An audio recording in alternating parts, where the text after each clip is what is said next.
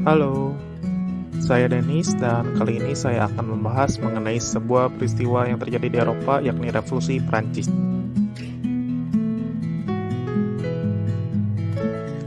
Yang pertama adalah latar belakang mengenai peristiwa Revolusi Prancis. Yang pertama adalah penerapan monarki absolut sejak Raja Louis ke-14 yang memutuskan dirinya sebagai utusan Dewa Matahari dan menggunakan semboyan L'État semua atau negara adalah saya.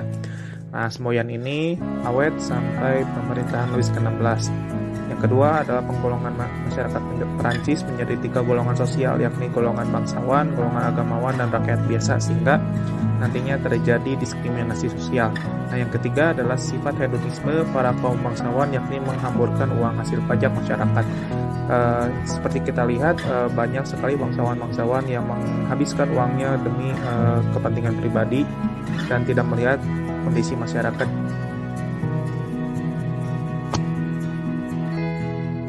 Nah, yang keempat adalah pengaruh revolusi Amerika. Jadi, revolusi Amerika yang terjadi pada akhir 1770 memunculkan pemikiran-pemikiran baru di kalangan tentara Prancis yang pada saat itu membantu Amerika untuk mengusir Inggris. Nah, yang kelima adalah bermunculan filsuf baru seperti Jean-Jacques Rousseau yang mengenalkan konsep trias politika, lalu ada Montesquieu dan Voltaire.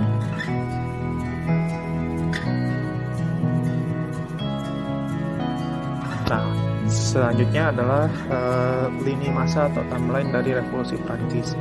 Nah, pada tanggal 5 Mei 1789 berdiri pembukaan Estad Generau atau setara dengan Dewan Perwakilan Rakyat yang beranggotakan terdiri dari 3 golongan masyarakat di Prancis, yakni golongan bangsawan, agamawan, dan golongan rakyat biasa. Lalu pada kelanjutannya terjadi perselisihan antara golongan pertama dan 2 melawan golongan yang ketiga mengenai tata cara pemungutan suara. Nah, hal ini merupakan sebuah simbol perlawanan dari golongan yang ketiga. Akhirnya pada tanggal 17 Juni 1789, golongan ketiga atau rakyat biasa ini mengganti Estad Generau menjadi Assemblée Nationale atau semacam senat. Nah, yang nantinya merubah dari wakil golongan menjadi wakil rakyat, sehingga ini menjadi titik awal revolusi Prancis secara politik. Nah, puncaknya adalah pada tanggal 14 Juli 1789 ditandai dengan penyerbuan penjara Bastille sebagai simbol perlawanan terhadap Raja Louis ke-16. Slogan Liberté, Égalité, dan Fraternité atau kebebasan, persamaan, dan persaudaraan ini menjadi menggema begitu.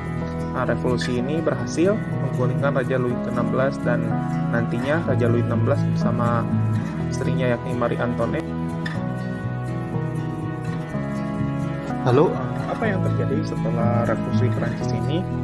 Nah, setelah revolusi Prancis pada tahun 1789 ini, dari tahun 1789 sampai 1799, Prancis menjadi sebuah negara yang punya pemerintahan republik dan mendeklarasikan bersamaan hak individu yang tertuang pada Déclaration des droits de l'homme et du citoyen atau pernyataan hak manusia dan warga negara.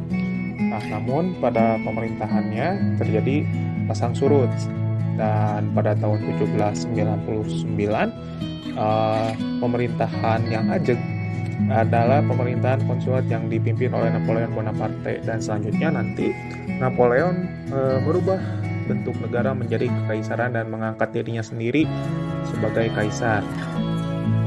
Nah, pada tahun 1792 sampai 1815 juga Perancis berperang gitu, yang disebut sebagai perang koalisi 1 sampai 7 antara Perancis melawan 3 negara besar, Inggris, Rusia, dan Austria, dan negara-negara kecil sebagai sekutunya.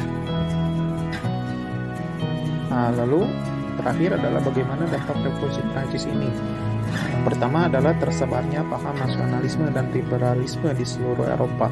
Tentu revolusi Prancis ini melahirkan sebuah paham-paham nasionalisme dan liberalisme yang nantinya akan menyebar ke seluruh negara Eropa, bahkan seluruh dunia. Yang Yang kedua adalah berdirinya sebuah negara republik yang berasaskan demokrasi. Jadi semua warga negara berhak terlibat di dalam pemerintahan. Yang ketiga adalah penghapusan feodalisme dan pajak feodal. Nah, masalah ini memang sudah ada sejak zaman kerajaan Perancis. Nah, karena revolusi Perancis ini, peraturan-peraturan yang saat ini menyengsarakan rakyat dihapuskan, seperti pajak feodal yang membebankan rakyat dan juga feodalisme. Nah, yang keempat adalah pendidikan yang merata.